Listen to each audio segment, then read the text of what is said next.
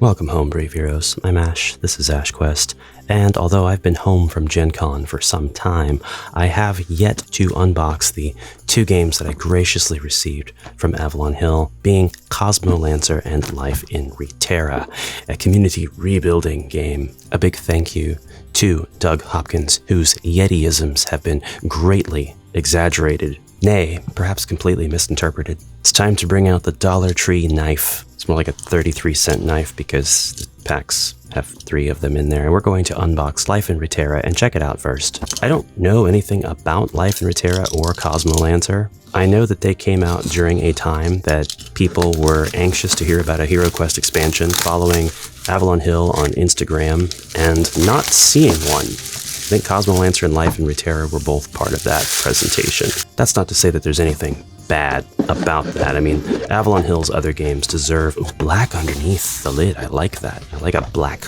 box lid. Avalon Hill's other games deserve their attention, their time in the spotlight. They have other games. It's not all just HeroQuest. This channel is focused mainly on games that end with quest and those adjacent games. But that isn't to say that we can't learn something from the fun game mechanics of other games. So although these two games might deserve their own video apiece, I really just want to take an introductory look at the both of them. So Life in Reterra is a community rebuilding game, and it seems as though this is going to have a touch of resource management in it. In fact, we should probably take a look at the back of the box and see how it presents itself. Before, the paper and wood in this game are made of material from well-managed FSC certified forests, recycled materials, and other controlled sources. By choosing this product, you are supporting responsible management of the world's forests. I didn't know we could do this. I didn't know we could have these lovely sourced components for our games. That's nice. Reclaimed by nature, rebuilt by you. Not long from now, the world as we know it is an overgrown memory. Though the world has changed, we have changed with it, using anything we can find to build a new way of living. It's up to you. Build a community of your own.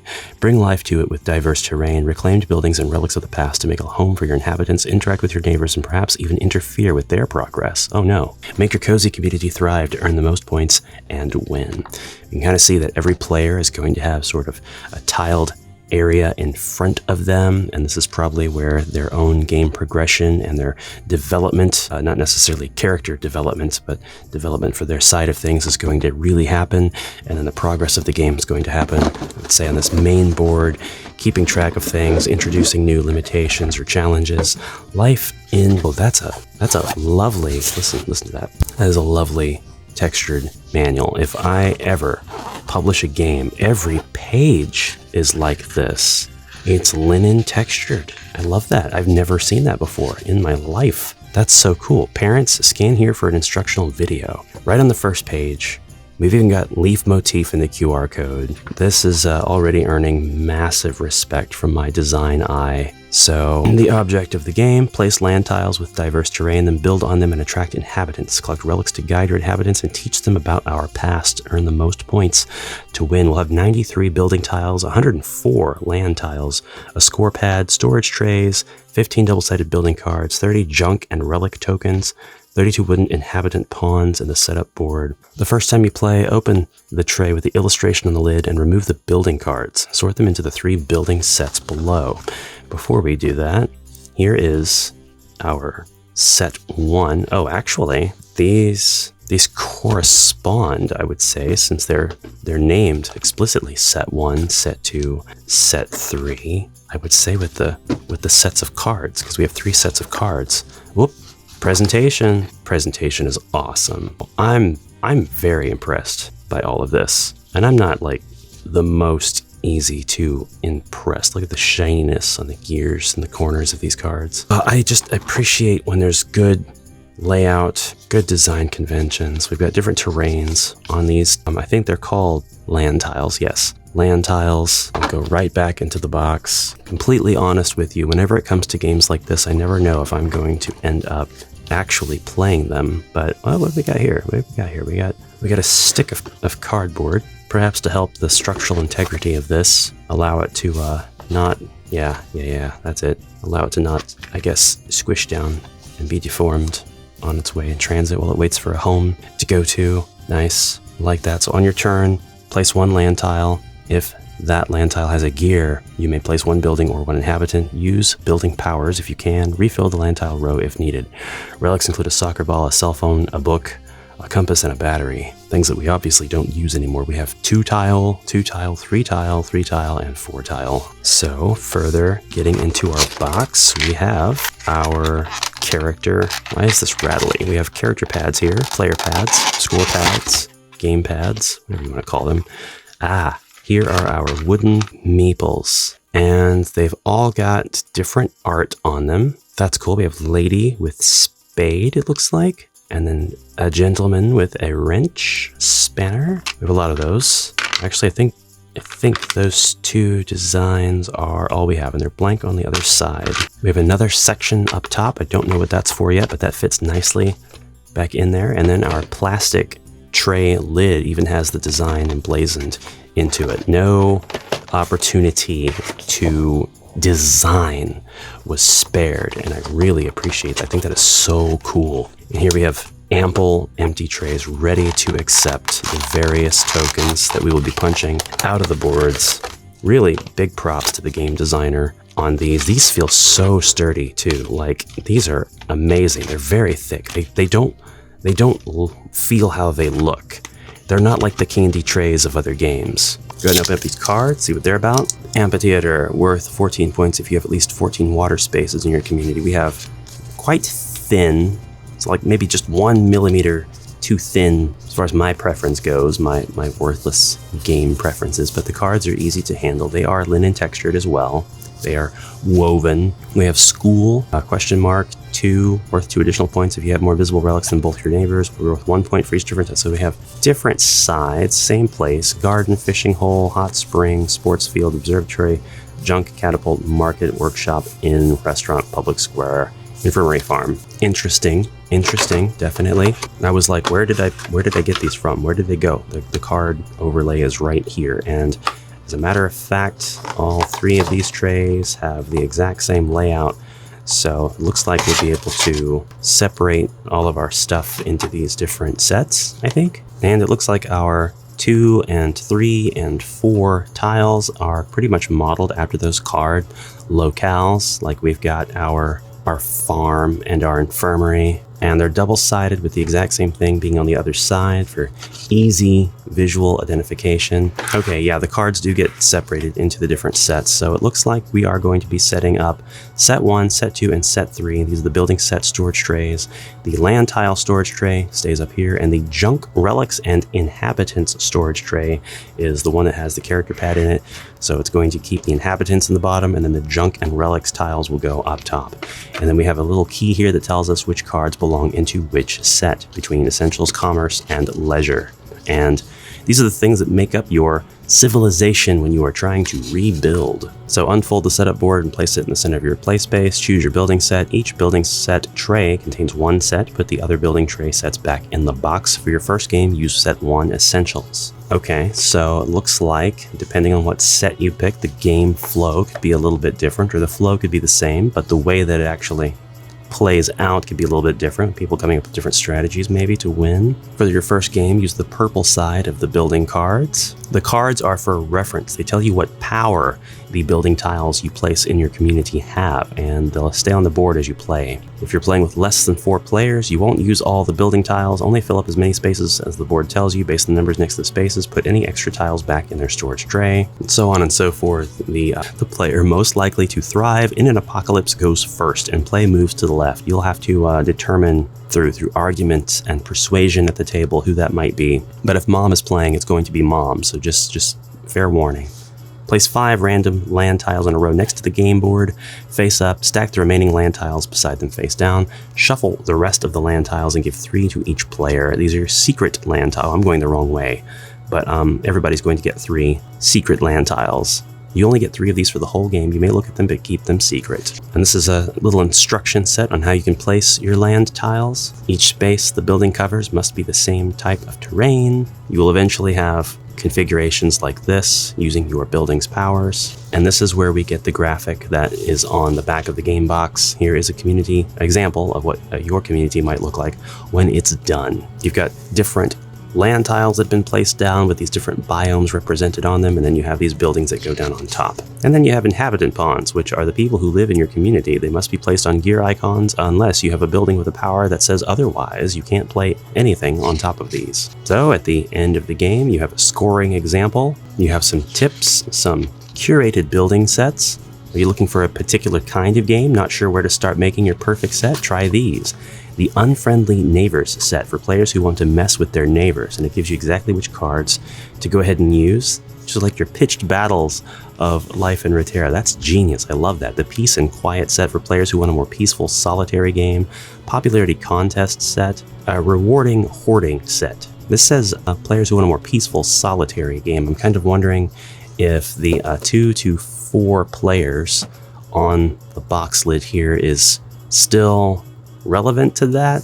When they mean solitary, do they just mean that each player is really going to play their own way and they're not really going to interfere with each other's stuff? So I kind of take it to mean that. And then you have your own building sets that you can come up with. That's just genius. There's a lot to unpack here in terms of how smart the design is. Everything fits back in the box so nice and neat, although I do need to still punch those tiles out. This game was designed by Eric M. Lang and Ken Gruhl. Eric was one of the presenters at the Avalon Hill RAN panel with Joe Manganiello, as well as Elizabeth Hargreave, the creator of Wingspan. Notably, he is also the creator of Bloodborne, which is a very, very different kind of game.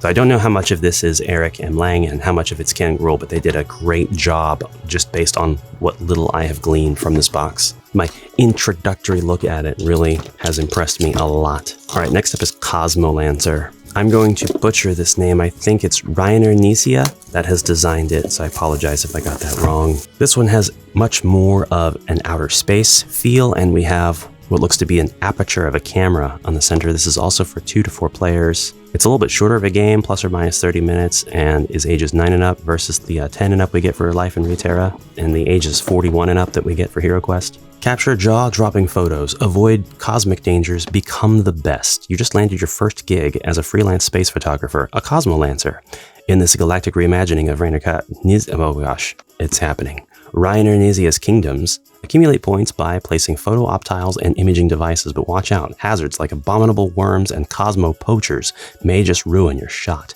I can't wait. It looks like I bumped my box ungraciously against something in my trek back home. I walked back home with all that. We get a couple of tile sheets right out of the gate. One's got a bunch of 1s, 5s, 10s, 50s, and 100s on it. I'm not sure what this is supposed to be. Film, double-sided, same thing on both sides. And then we have another sheet of Cosmolancer tiles. This time there are 22 tiles. These 3 spaces here are not tiles, they're part of the overall skeleton. I don't know what you call the slag. These look like hazards perhaps, or perhaps these are events that can also benefit you because we have pluses as well as negatives, but they're pretty sequential. We've got symbols in the corners for a couple, and then we have a -1, -2, -3, 4, 5, 6, and then +1, 1, 2, 2, 3, 3, 4, 4, 5, 5, 6, 6. Ooh, and then we have a really pretty, I won't call that gold foil, it's like copper foil Cosmolancer on this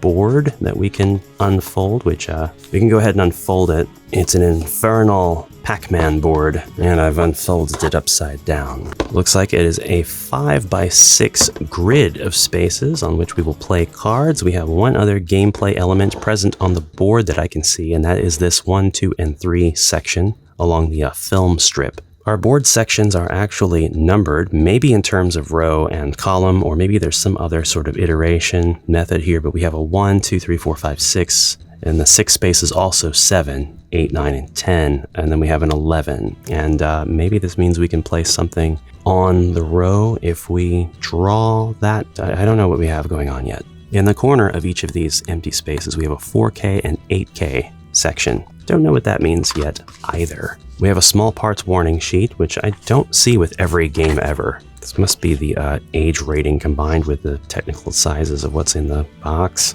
Here's the rule book, and it has many languages supported.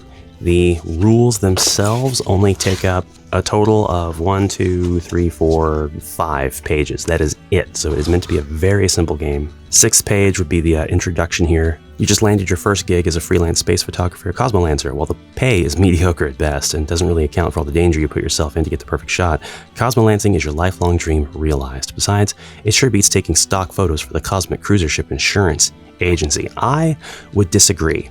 The Cosmic Cruiser Ship Insurance Agency pays well. You're not putting yourself out there in dangerous situations. You're not exposing yourself to starlight unprotected. Free Bagel Tuesday is every Tuesday.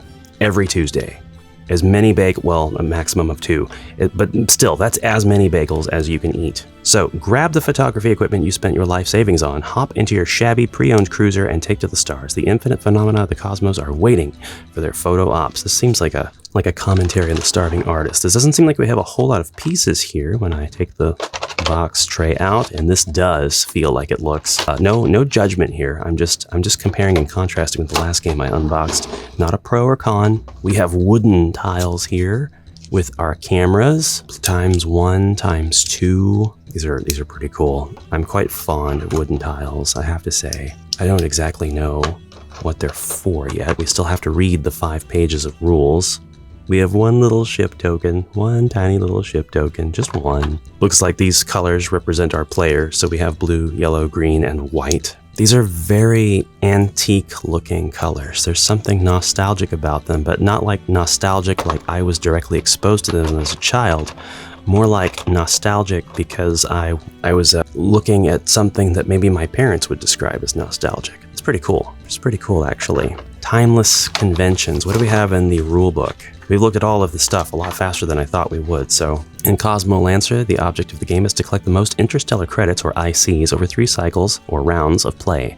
You can collect ICs by placing imaging devices in the same rows and columns as photo op tiles. Take care, however, to keep your imaging devices out of the same rows or columns as hazard tiles, such as jettisoned debris, cosmopoachers, and abominable worms. They'll cost you ICs.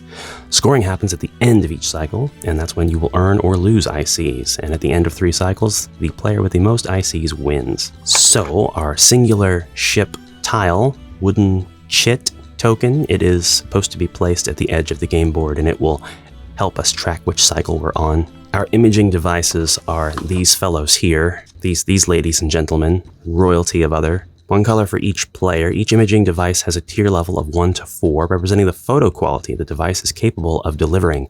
The higher your device's tier, the more ICs you can collect from photo op tiles, but the more ICs you can also lose due to hazard tiles. Then there are interstellar credits. That's our tiles here, our smaller ones. These are used to track how much currency you have. They come in denominations of 1, 5, 10, 50, and 100. You'll earn them at the end of each cycle. And before the game begins, each player chooses a color, then takes all the tier 2, 3, and 4 imaging devices of their color and a number of tier 1 based on the number of players. So take all your X2, X3, X4s that you have, and then how many X1s you take is based on how many players there are. That's nice. Sort the ICs by denomination, set them aside. They'll go in here, I reckon, and then our tiles that we have unpunched will go into these 2 sections of this board, making for a pretty fast, simple, and easy to set up game. Each player gets 50 ICs as starting currency. Does that mean that we get to spend it? The player who is the best amateur or professional photographer takes the first turn, then play moves clockwise. Again, this will be an argument that you get to have at your table, although somebody's probably going to nominate somebody else. You must perform one of these 3 actions. Place an imaging device on an empty space on the board.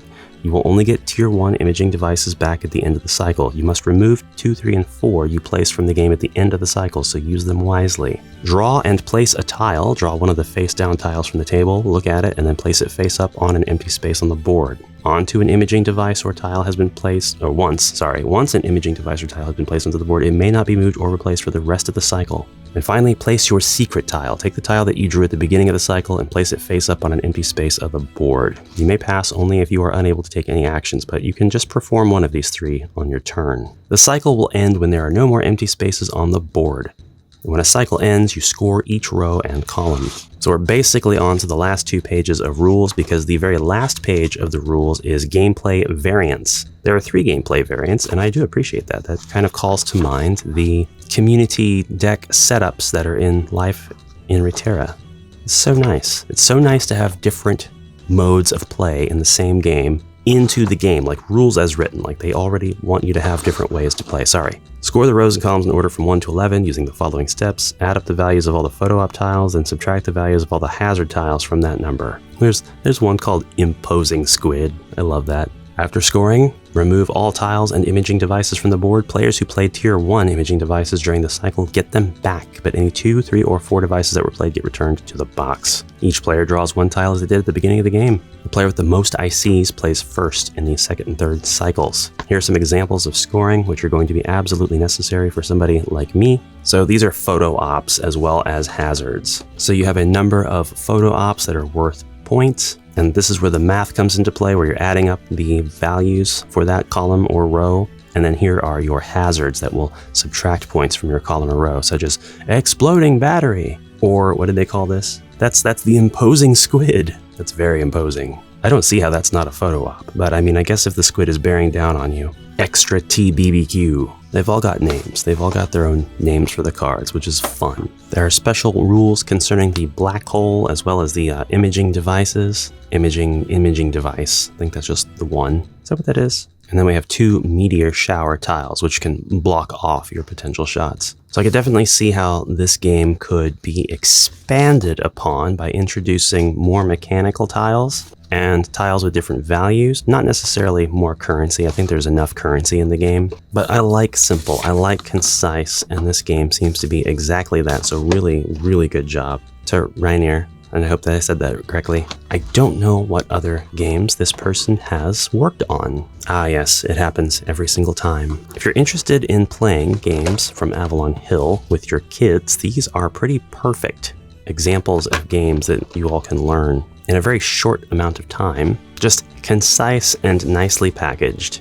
Easy to pick up, set out, takes no time at all. Again, super impressed with how Life in Reterra was actually handled for its design and its production. Its presentation is really quite amazing. Just going on to prove that Avalon Hill is, yes, more than just HeroQuest, more than just Talisman, although it's really, really cool that they have Talisman as well. It's really awesome to be able to even say that. Hey, Avalon Hill, why don't you reach out to the current holders of the Drakborgen property and see about bringing that over to the States again for a new edition. I think we could do with some more Dungeon Quest. Especially Dungeon Quests that has the same sculptors, the HeroQuest miniatures, but that's perhaps neither here nor there. Or is it? Is it actually relevant now? Thank you for watching, brave photographers and brave rebuilders of community. I will see you in the next exciting adventure. Until then, have a fantastic rest of your journey. Onward for now.